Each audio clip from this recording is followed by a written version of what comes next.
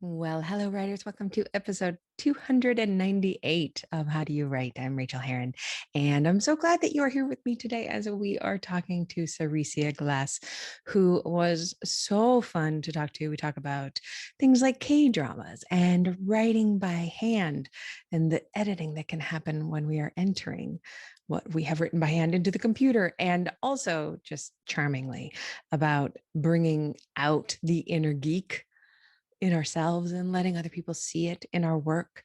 I just really loved this conversation. So that is coming up soon.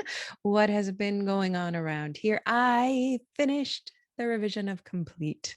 I did it. I completed Complete. I went through, and what that looks like is, I had the big plan for pulling apart the book and putting it back together. And I had the smaller ideas of how to fix certain chapters and scenes. And then on the micro level, I did a lot of sentence changes and just making the language tighter and better. And I'm just so thrilled with it. I am right now. I did that yesterday. I finished the revision yesterday. And today I'm doing something that I like to do, which is just like another read through before I send it off to my agent to let her have a chance with it. Before I self-publish it, I'm going to let her have it, see if she can sell it for big money, not medium money, big money. And if she can't, I will self-publish it. But before I send it to her, I'm doing this sweep through, and I do it really quickly. Sometimes I do it on my Kindle, but I'd already done that for the last version. So this one, I'm just looking at it in Pro Writing Aid.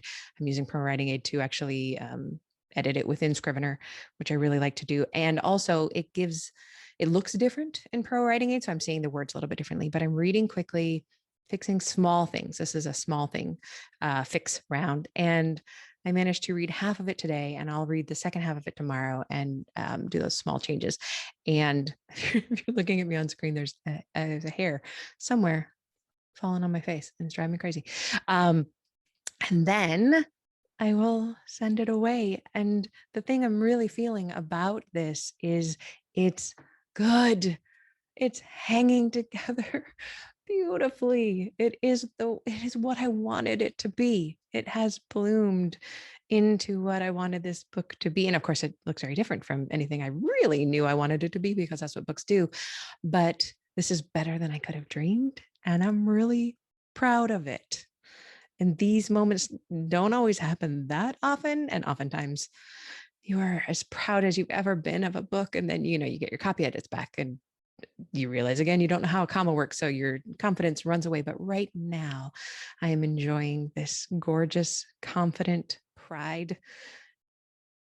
that I am feeling about this particular book. And it's glorious. I'm loving every second of it. So next week, I'm going to be jumping back into the book I'm calling Seven Miracles. And I'm about 25,000 words into it, I think. It's a women's fiction novel with magical realism, perhaps paranormal elements. Haven't decided how far I'm going to lean.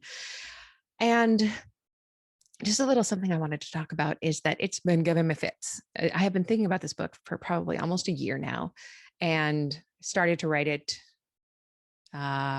I started to write it when Complete was at the editor. So I had a couple weeks to three or 4 weeks to write it while she had it, and then I had to stop. So that was the first time I'd committed words to the page. It was while my editor had the memoir. And since then, I've been doing a lot of thinking and a lot of ruminating and a lot of planning what I want this book to be. I realized I did not even have a big enough want for my main character. I needed to fix that. I've just been doing a lot of thinking.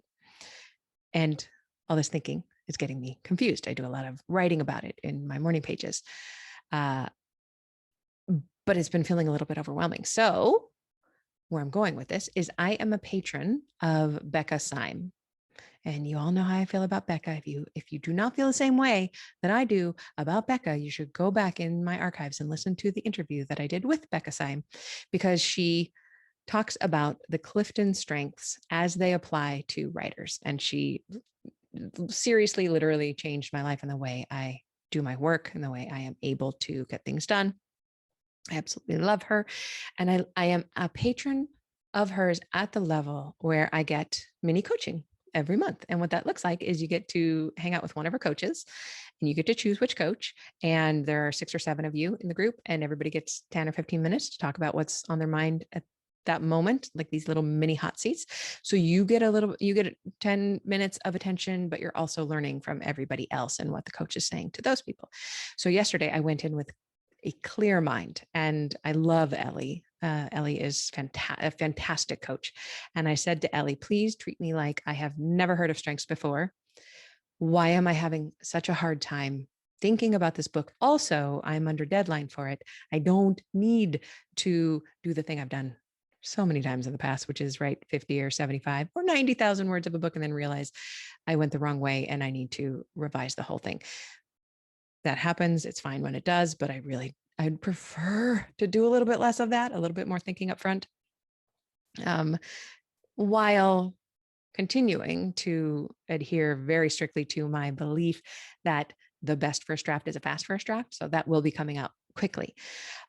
But I'd like to have a few decisions made about what the book is going to do. And she blew my mind. She looked at my top strengths, and she said that a lot of them are reactive, including input, which is my number 1, intellection, which is my number 2, strategic, which is my number 4, futuristic, which is my number 5.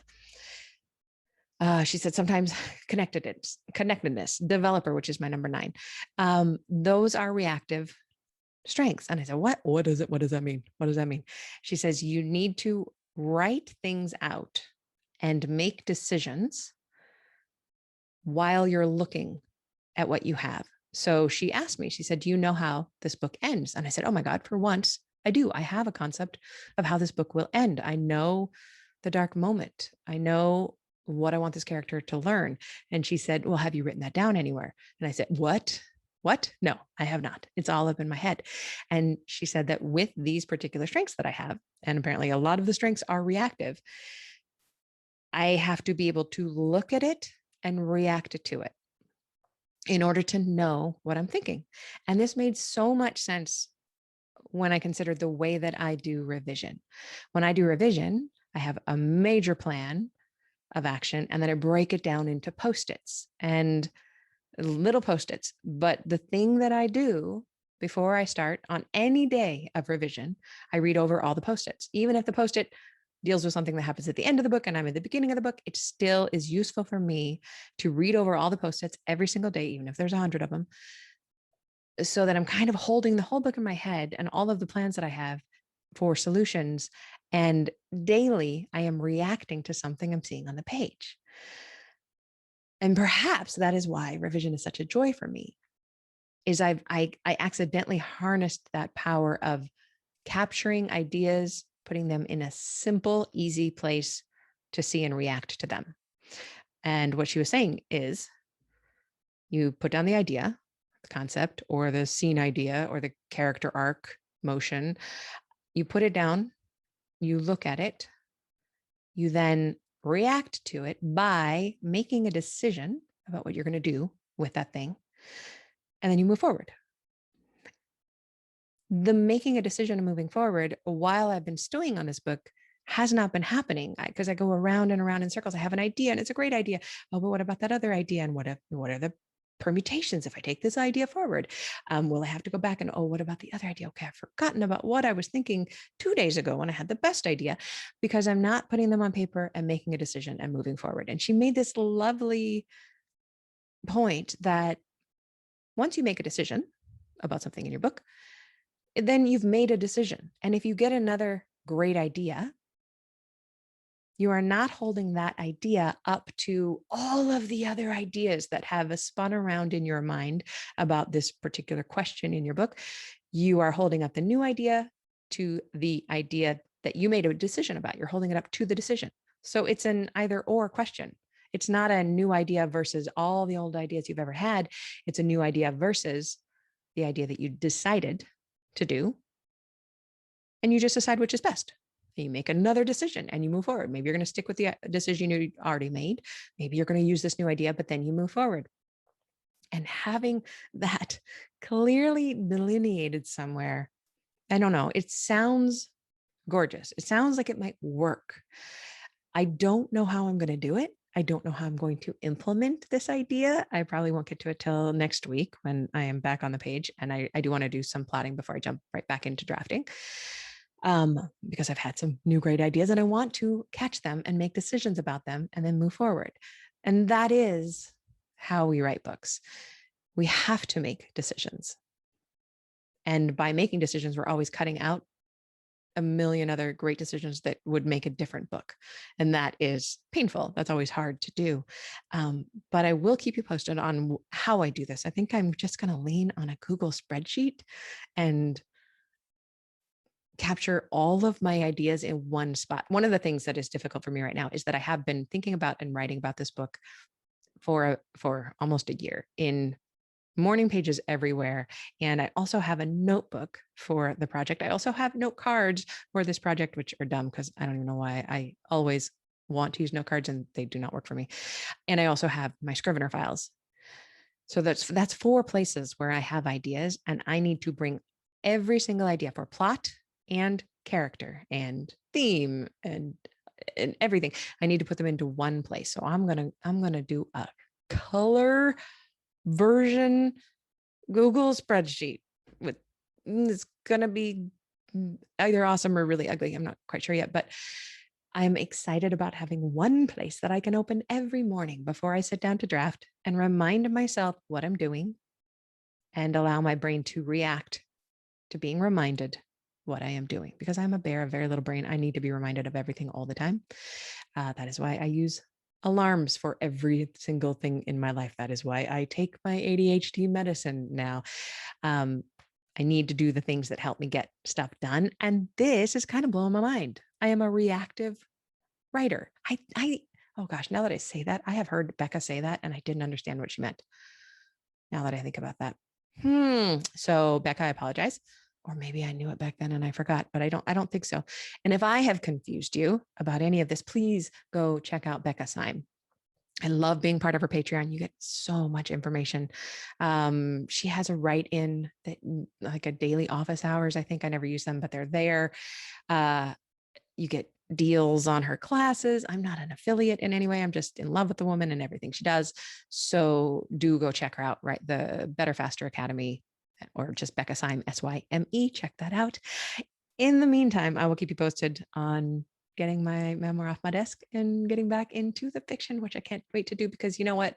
As a memoirist, I really am solipsistically one of my favorite things to write about. And that sounds horrible. I am not a narcissist because I care too much about what everyone else thinks and how they're feeling about me and everything that they have on their plate. So that's safe, but I am embarrassed that I do like to write about myself, but I am so sick of myself. I am desperately sick of writing about myself, and I cannot wait to get back into making stuff up. So that's going to be wonderful. All right, let me give you Seressia's bio, and then let's jump into this fantastic interview, which you will enjoy. Seressia Glass is an award-winning author of romance and urban fantasy. She lives south of Atlanta with her husband, son, 2 attack poodles, and a bulldozer of a Cane Corso. When not writing, she likes to collect purple things, jewelry, and spends way too much time watching K-dramas and anime. The Love Con is her most recent release and is a library journal pick. Please enjoy the interview, y'all. Well, welcome to the show. I am so glad to have you here today. Thank you for having me. Would you mind telling us your name and your pronouns? Sure. My name is Seressia Glass, and my pronouns are she and her. Seressia, you are prolific. You get a lot of books done. The Love Con is just your most recent book, and I love that it is a library journal pick. Congratulations. That is so freaking cool. Most people listen to the show rather than watch the audio, but if anybody watched, or the other way, listens to the show rather than watching the video, but if anybody was listening, your smile just got so big when I said library journal pick. I'm just so excited with the reception that this book has had. It's just been amazing, and it's the first time in my career that I've had this kind of buzz. So I'm just thrilled to pieces. Oh, it's so good. Well, let's talk a little bit about your journey. Because you are, like I am, a hybrid author. Mhm. Uh, this wasn't on the list of questions that I was going to ask you, but what has been your experience of moving between self-publishing and trad publishing? Um, it's been more freeing on the indie side because you can have this idea and it's like a totally wild or off the wall idea, and you can write it and publish it at indie and versus having to go through the cycle of the publishers telling you no, or this Yeah. doesn't fit, Yeah. or we're not doing that, or that genre is subgenre is dead, all that kind of stuff. So yes, so I really like being able to indulge those creative, one-offs or an offshoot series or something like that. So it's really great. I enjoy that for exactly the same reason. The freedom to do what you want, but it's also fun to go trad with some things. How long did it take this book to get through the trad system? Well, I already was contracted with Berkeley, so Mhm. they had the right of first refusal on my next work. So summer of 2019, I was at a Berkeley reception in New York because I was there for a convention, and kind of told them about the book, and they're like, "Yeah, we'd love to see that." So I told my agent and sent her the synopsis in the first three, and by September they liked it. So July to September was basically the Nice. turnaround. So Who I who mean, is your editor at Berkeley? my editor is I oh don't do this, Christine Swartz. Sorry, I was like, Oh, she's gonna kick me. you got it. It's on the spot. I was wondering if I knew her, but I do not. That is awesome. So where and how do you get all this work done? This is what I love to talk about on this podcast. Where does it fit into your life? Oh my Lord. It's kind of tough because I still have a day job, and my day job is actually writing. I write training Oh, materials and oh develop no. web-based training. Oh, So, so that's technical writing with a hard. little creativeness. And then, yeah, it really is. And then I try to have like this transition period, about 2 hours between the day job and the evening writing job. So, dinner, feed the dogs, play a couple of games. Maybe I crush candy too much. Um, and so my writing is technically, it's usually between 8 and midnight. So because I work from home, Wow. so it makes it easy to, get my full 8 hours of sleep and start my day. Sometimes just in my pajamas I and love that you coffee. say it makes it easy. It's never easy. And I want to mention I'm reading this No. book slowly. I'm reading it bits and pieces called God, super bestest, super I'll figure it out. Super better. Okay. And it talks about the Candy Crushing and those kind of games and how good they are for us, to the point where I'm considering putting one on my phone because it Okay. is Well, if they're good really, for me, then I will there you leave it go. on my phone. It's a place to get into flow and really to allow the brain to like relax and repair itself. So good job, you. Well done. Okay. So have you always been a night owl? Yes. So that's my preferred. For some reason, my brain just seems to work better and is more creative at night. Don't know why that is. I mean, even today, I was off today because I started my vacation early. Oh, And so I had all day, right, to get some words down. No, it didn't happen. I did laundry, I fed the dogs, I refilled the bird feeders, everything yeah. except put my butt in my chair. So, yes, but now that the sun's down here where I am, yes, I'm going to get my writing jag in, my 8 to midnight And again. I love that you say that because so many people say, I'm a morning writer. Everybody's got to be a morning writer. Everybody doesn't have to be a morning writer. No. You write when it works for you. I know some people who get up at 4 a.m. or do 5 a.m. sprints. I am not that person. If I'm up at 5 a.m., it is because a dog needs to go outside. That's pretty much why I'm up at 5 a.m. Or maybe there's some kind of emergency and I got to get out the house. Maybe then, but otherwise, yeah, I'm turning over for the fifth time at 5 a.m. As you should be. That's excellent. What is your biggest challenge when it comes to writing? Uh, Well, my biggest challenge, I would say, is even though I have that 4 hour block, it doesn't necessarily mean that I'm writing that entire 4 hour block. So there's some pressure there. But there's also the fact that I'm a pantser. So Ah, I was I wondering. am, yes, I am in awe of people who can take their synopsis, break it down into chapters, break those chapters down into scenes, and be able to write to that breakdown. Mm-mm, that's I can't do it either. yes, I'm in awe of them and that technical side of their brain that can make their creative side work like that. But no, I can't. Um, but I don't wait for the muse to whisper in my ear and something. Here's a great idea. I don't do that, but I do start writing. I kind of know, I know the what's going to happen, the major turning points of the 3 act structure, Hmm. but the different scenes and who's going to be in what scene and whose POV it's going to be in, I don't know until I start writing that. And so the characters kind of tell me, how to write them, what to say, what they want to say, that kind of thing. So, but I still kind of put my will on them. I can't say that I just listen to the voices in my head, because if I did, then maybe I would be even more prolific. But it would probably be very avant-garde instead of, you know, yeah, they'd be like, oh, somebody needs to call somebody for her. What, it's not like that. So yeah. So So a lot of people sit down with a word goal in mind, and other people sit down with a time goal. And some people like me, I kind of have both. A lot of times I'll want to get like 2,000 words in a 3 hour window, mhm. whichever comes first. Do you do something like that?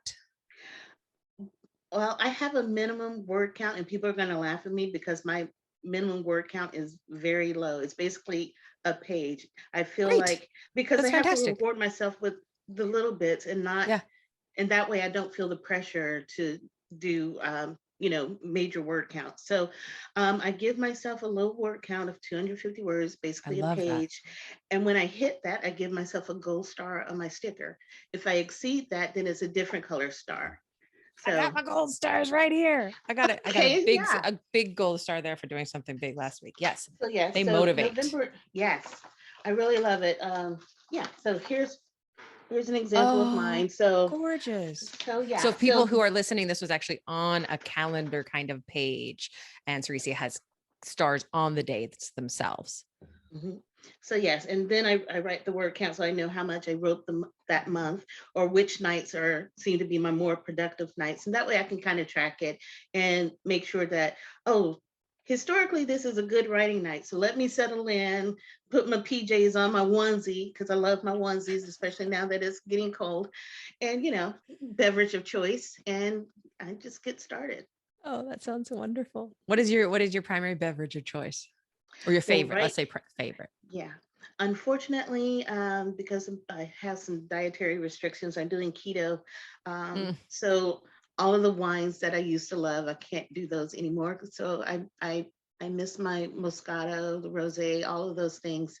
Um, and then so I'm doing teas, basically a lot of herbal teas and decaf coffee, which I know doesn't seem intuitive for having late night writing jacks, but um, it actually is. Now it's kind of like it's not subliminal, but there's it's kind of like I'm tricking myself thinking yeah, that I am being caffeinated, even though I'm not. I So love that. I yeah, love that because I always kind of feel like it's psychosomatic anyway. I'm imagining it. That is so smart. And then you can lay down at midnight and have your 8 hours of sleep.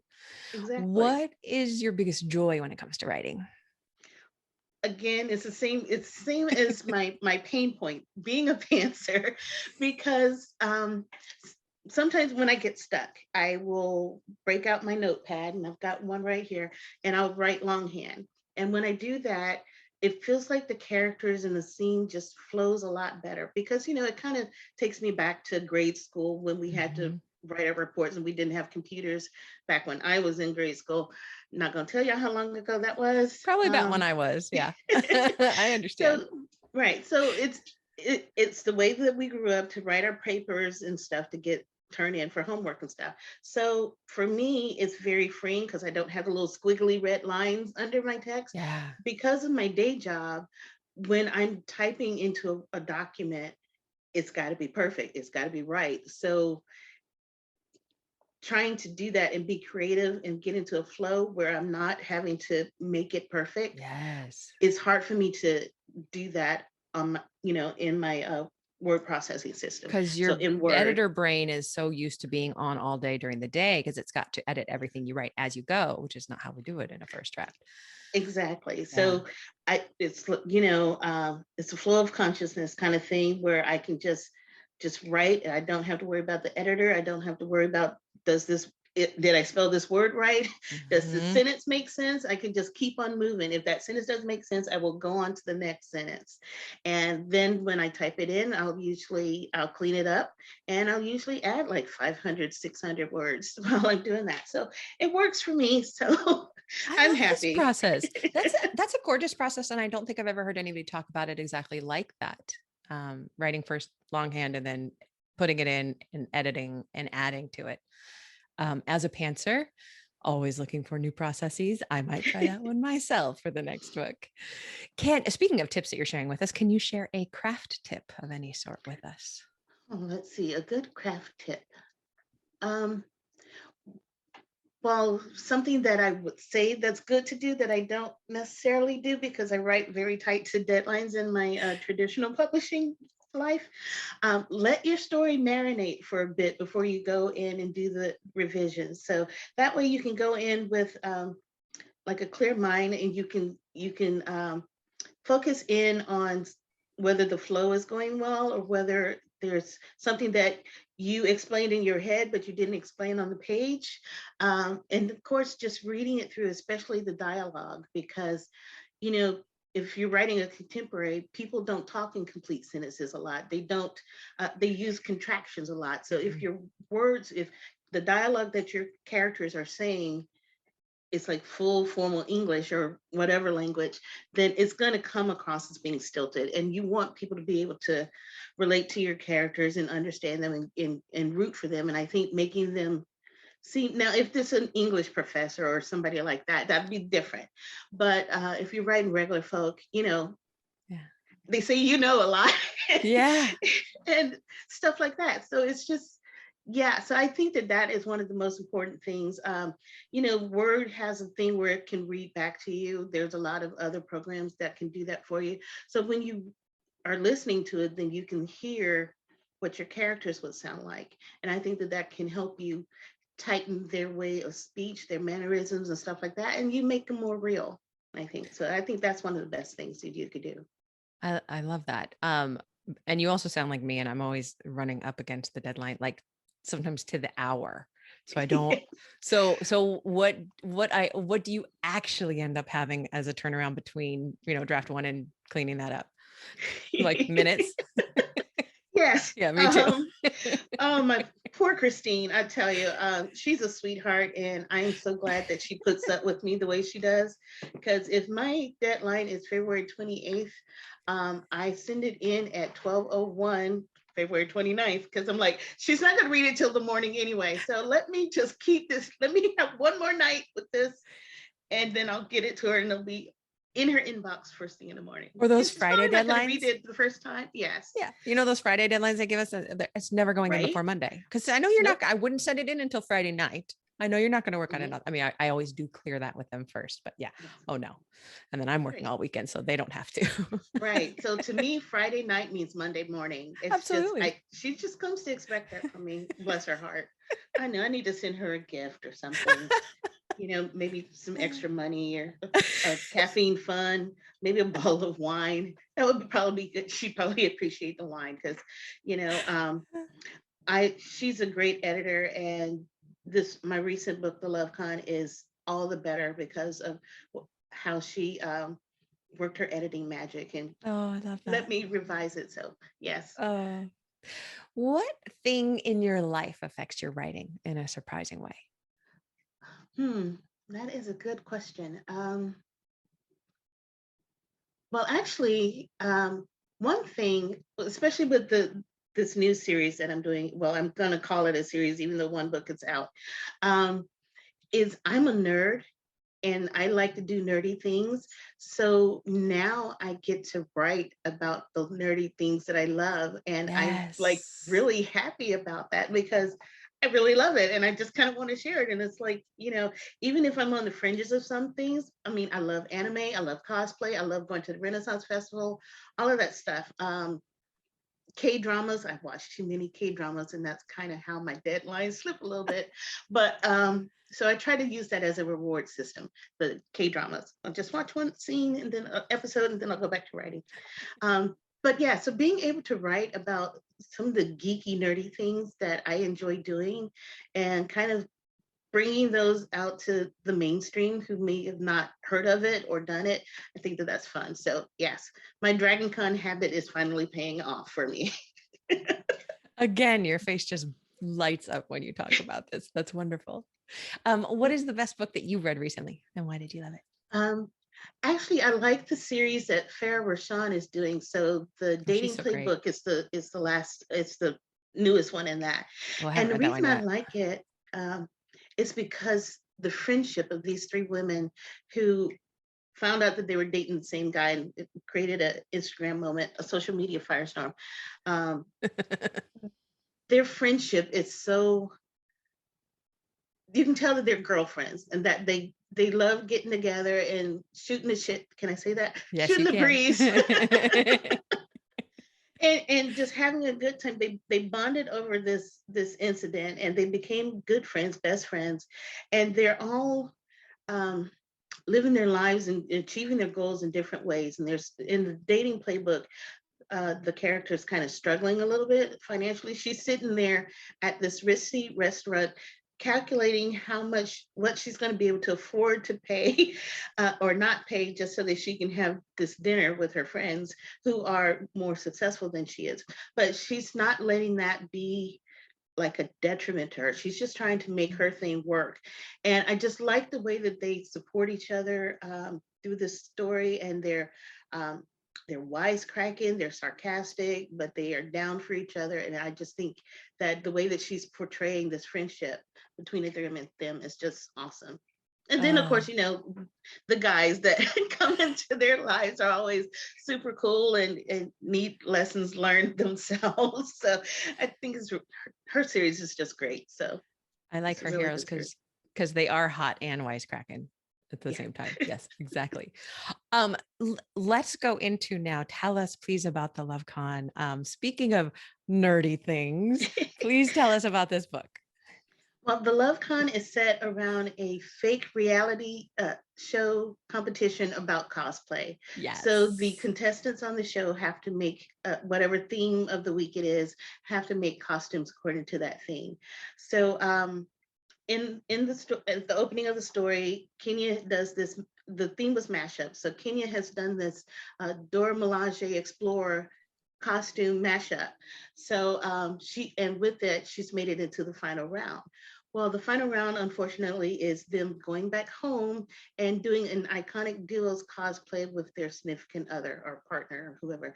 And she's single at the moment, so she doesn't want to get instantly disqualified. So basically, she blurts out her best friend's name, Cameron Lassiter, and says that he is, her partner when it comes to cosplay, and her partner in life. She just kind of insinuates that, and they're like, okay, cool, then we're gonna send a camera crew back home with you and follow you and your love interest as you make the magic happen. So of course she's got to like convince her best friend and roommate to go along with her scheme, which he does. And, he's excited about it because cosplaying her boyfriend is what he's always wanted to do in real life anyway. So as they're doing these PDAs for the camera, it starts to get really real. And, their friendship, I think, just really shines through in the book. You can see how they have supported each other ever since high school. And I just really love how they interact with each other and how they continue, how the friendship organically grows into something more, where they realize they love each other and now they're in love with each other. But oh my God, what are we going to do about this now that we're in love with each other? Because people, of course, are doubting them. There's people who are cheering Yeah. them on and like, it's about damn time. And then there's other people who, like the production crew, are trying to catch them out in this lie, because it's just really convenient that, your best friend turns into your boyfriend. And of course, they have to film at the apartment, because the other couple is filming at their house, so they have to share one bed, because I love tropes, and the more tropes I can throw in, so this is Friends to this is a lovers trope is tap, so right? delicious. Plus, So it's it's a kind of trope like casting marriage book, of convenience in a way. right? Yeah, it It's is. both. hmm so I just really like it, and I like the way that so they have doubts and things that they have to overcome to get to their happily ever after, and I think the HEA that they have works for them, so Mhm. it's really good. So it won't spoil the ending of the reality show competition, but they're happy with how things turn out.